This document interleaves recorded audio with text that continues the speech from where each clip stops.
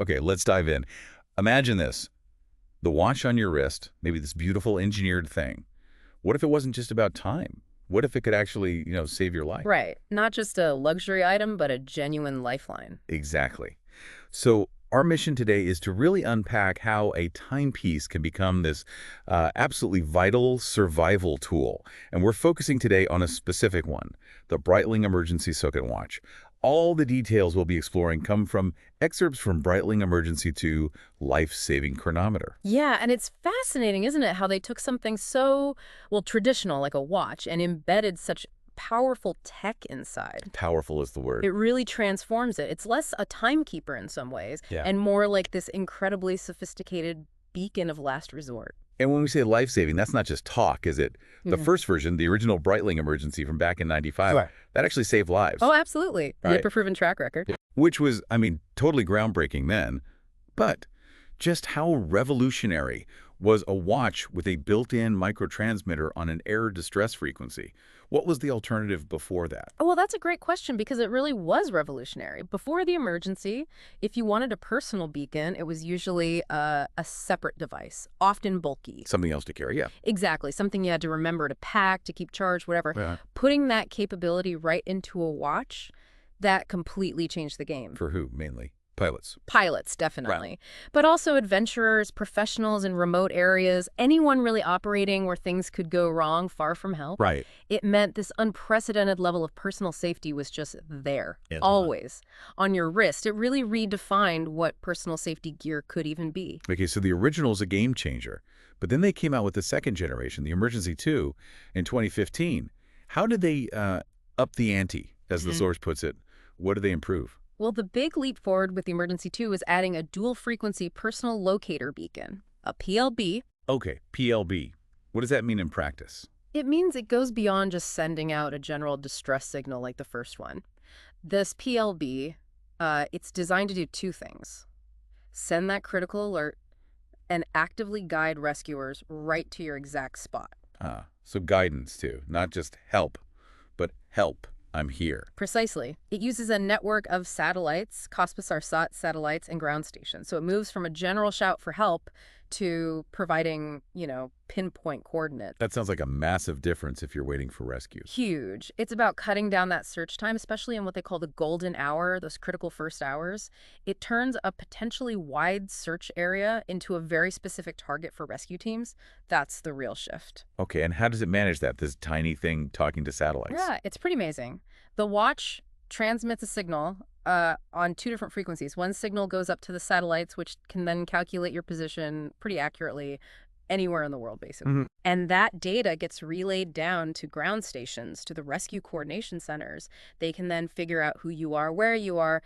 It's this whole global system acting as your, digital safety net. Incredible. Yeah.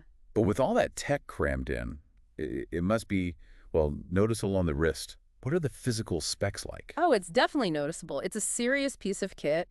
You're looking at a 51-millimeter case diameter. 51. That's big. It is, and it's thick, too. 21.6 millimeters. Yeah. Lug-to-lug is about 65.5 millimeters, and the lug width is 26 millimeters. So, yeah, it has a very commanding presence. It's not trying to be subtle. Built for purpose, then. Exactly. It's got a tough sapphire crystal protecting the dial, and it's water-resistant down to 50 meters. Every part of its design screams robustness, And inside, what's actually keeping time? Is it just a standard course movement or something more? It's powered by Breitling's own thermocompensated superquartz movement. Thermocompensated. What does that do? It means the quartz movement is highly resistant to temperature changes. So whether you're in freezing cold or baking heat, the watch maintains incredible accuracy. Which is pretty important if your life depends on it working correctly. Absolutely critical. And the display itself is analog digital. So you get the classic hands, but also digital readouts for things like 12 or 24-hour time, multiple alarms, calendars in different languages, a very precise 1100th of a second chronograph. Useful stuff. And really importantly, there's an end-of-life indicator for its rechargeable battery. So it warns you before it runs out. Yeah, so you're not caught out with a dead battery when you might need the beacon most. It's all about reliability in extreme situations. Okay, so let's talk about that beacon. With all this power, how do you set it off? Is it easy to trigger by accident, like bump it on something? That's a key design consideration. No, it's not easy to activate accidentally. The antenna system is built into the case, and you No. deploy it using a specific screwed down knob or cap on the lower right side of the case. Screw down. Okay. You have to deliberately unscrew the main cap and then pull out the antenna fully. There are clear markings like pull then unscrew. It's a multi-step process designed precisely to prevent false alarms. That's reassuring, because you can imagine the chaos if these things went off accidentally all the time. So Yeah. definitely not for finding your car in the mall parking lot. Definitely not. And the source material is very, very clear on this. The FCC in the US and similar bodies worldwide monitor these distress frequencies constantly. And they wouldn't be amused by a false alarm, I guess. Not at all. The text says they do not take kindly to their misuse. Activating this beacon is a serious action. It implies you are in grave and imminent danger. Right. Misusing it could literally pull rescue teams away from someone who genuinely needs help. So there's a huge responsibility that comes with owning and potentially using this. It's for real emergencies only. Which brings us back to the fact that this isn't just any watch. All this tech, this rescue capability, Yeah. it comes at a price.